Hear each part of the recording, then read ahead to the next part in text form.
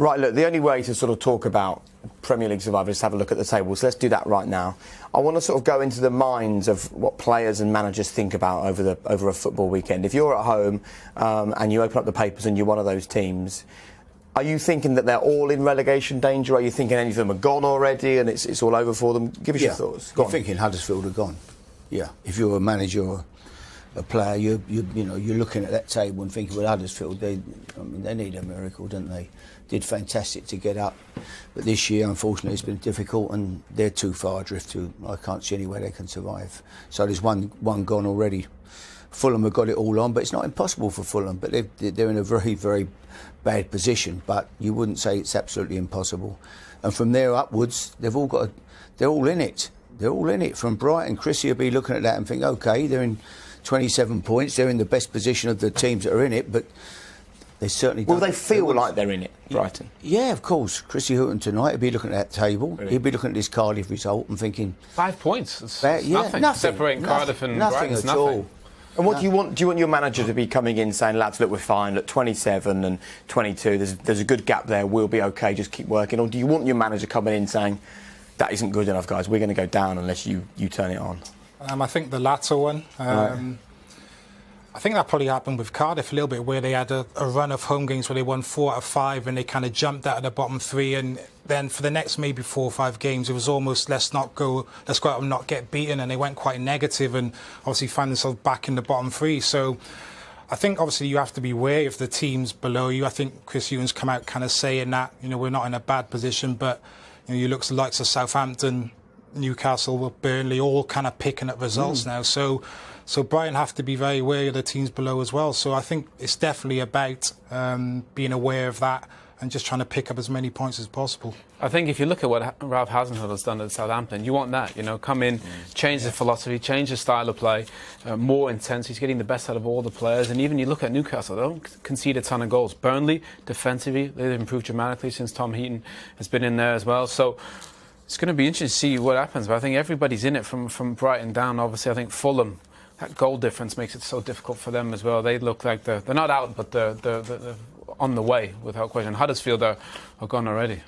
What's the secret to survival then, H? Talk us through what happened when you were 8 points adrift at the end of February, and then you sealed survival on that penultimate weekend, a 2-1 win over Wigan. You finished 17th when you brought a couple of good players in who made a difference, really. We got a couple of players in who suddenly came into the football club and turned us round. Pedro Mendes, I've got a couple of players from Tottenham. Sean Davis come in and Noe Pamarol. We did a deal with Tottenham for 3 players. It was one of Daniel's specials deals. 3 for the buy 2, get 1 free. Lovely. And so we took the option up. Which one was the free one? I wouldn't like to say really, but they all came in and did well for us. And I picked up a little Argentinian on loan, and he did brilliant. So yeah. Did you feel that changed the group as well in training? Yeah, and one result changed it all. I mean, we were struggling, we played Man City at home, who were a very good side. We battered them. We went 1-0 up, playing fantastic. 10 minutes to go, they got an equaliser. Richard Dunn, I think it was, scored. Completely against a run of play. We needed the 3 points, otherwise we were finished. We were so far adrift. In the last second of the game, Pedro Mendes hit a 30-yard volley into the top corner. We came in the dressing room as though we'd won the cup, or with the passion that was there, the excitement of it all, and we carried that forward from there. We went on a run and got something like 20-odd points. So it wasn't winning the game on that day. It's sort of how you won it. That last-minute goal, and like today for Cardiff, this could be the game today. This was a big, massive occasion. A sad day in so many respects, obviously.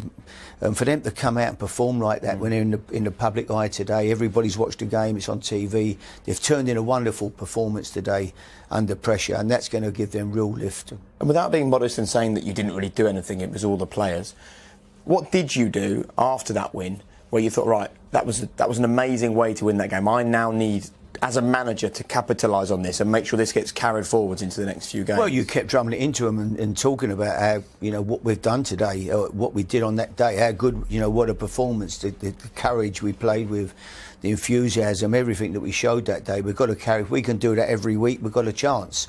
And that's what we did. We went away from home, one at West Ham, one at Fulham, an amazing run of wins, and that was how it worked.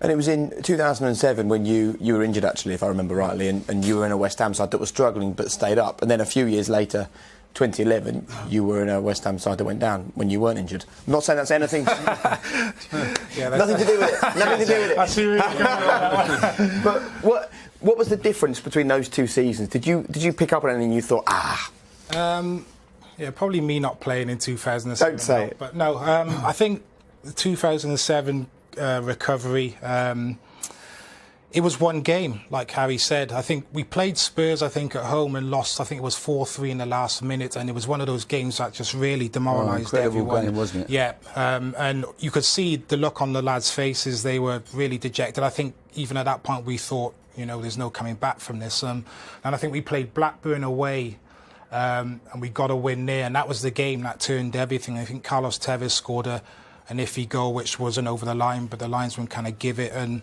that just turned everything. And I think just keeping clean sheets and having players catch fire at the top end of the pitch. I think Bobby Zamora and Carlos Tevez struck up a really good partnership. James Collins and Anton Ferdinand defensively were very good, and confidence just seemed to kind of come back from that first result. With regards to the relegation, it was probably a little bit different, where I think we knew from the start of the season that we was going to be in trouble. We didn't really have the players in the dressing room. We lacked a bit of quality. The owners at the time, they didn't really spend enough in the transfer market, and even us as players in the dressing room were looking at it and thinking, it's probably not enough here. We're struggling. Honestly, you sit around and you think that. Yeah. I think that season I played about 20 odd games, most of them at left back. We didn't even have a left back at the time. And we really struggled. And then in January, I think they tried to bring in a couple of loans. I think Robbie Keane come in, Wayne Bridge come in at left back. But by that point, it was almost too little too late, really. And we just struggled. Confidence was low. I think, as I said today, Cardiff City getting that first goal, so important, getting that first goal in games. And when you're constantly going behind in games and you're having to chase things, it's really difficult, and confidence just seems to drop. And a signing can make the difference. One signing that you bring in January or whatever can make the difference. When I was at West Ham, we were struggling, we were gone, we couldn't score a goal. If we went one down, that was the end of the game. And I said to the chairman, I can't keep you up, it's impossible. You can bring Alex Ferguson in, whoever you want, he will not keep you up in this division. We can't score a goal. And I went out and he backed me, the chairman, Terry Brown at the time, and I brought in John Hartson and Paul Kitson. And they came in as a pair, and we went on an incredible run. Them two were absolutely unplayable together. Every week we scored. Kitson scored, Hartson scored, and we beat all the top teams in that run. But it was all down to them two players. It sounds like players obviously are important, but it sounds like psychology plays such a huge part in this. Of course it does. If I just think back to Newcastle, the pressure they were under before that game against Manchester City, it sounded like the stadium was going to turn. I think Rafa wanted players. But the effort and intensity they put into the game against the best team, one of the best teams in the country, best teams in Europe, they outworked them. And I think that's the platform the teams down there need. They got to outwork that. You saw that Cardiff today. They outworked Bournemouth in every phase. Once you get that hard work, then I think the players get a bit more confidence, and then you might see them think that they don't really trust themselves to do. But hard work gives you that platform, and then you need that clinical edge to take your chances as well. Come on, all three of you have played the game, hundreds of games between you. As things stand today, who goes down? Huddersfield? Huddersfield. So you all in agreement with Huddersfield? 100% Huddersfield. OK, Fulham? I think the way they're defending, unless they drastically start showing up short, keeping clean sheets, for me, Fulham are gone as well. OK, so you think that gap is too big to bridge. And then look at that, you've got 5 points between Cardiff and Brighton and one team to pick. Off you go. Flip a coin, honestly. No, the way, before the game you would have said Cardiff, but the way they played today, I hope for them that they find an extra gear, and I think Neil Warnock has found something. You can't answer a question about who's going down with who's staying up. Yes, I can. That's not the way it works. I'm going to say Burnley. I can't say Cardiff, obviously. But I think the way Burnley kind of started the season, they showed some really poor form. Yes, they've been better of late, but I think they're the one team that Cardiff can obviously reel in. So I'm going to say Burnley. H? Well, I think the bottom two, obviously, you know, but I still wouldn't even write Fulham off for sure, because you can pull off a run of wins, and when you've got Mitrovic up front, is such a handful that they're capable. I couldn't pick the other team. I wouldn't. Come on. I know you're not a gambling man, but if I forced you, I wouldn't. I honestly to go for 3. What would you say? I wouldn't pick the other one. I don't see Crystal Palace being any real. I think Crystal Palace will get out for sure. So Brighton, done. They're fine. Yeah, well, no, I love Chrissy Houghton. He's done an amazing job, and the club's in great shape. But they're not out of it. They're still banging it. You know, it's going to be. I wouldn't pick the other one. I couldn't pick one. You sit all night. I would not say. I couldn't. Well, say thanks no for Danny for answering the question anyway.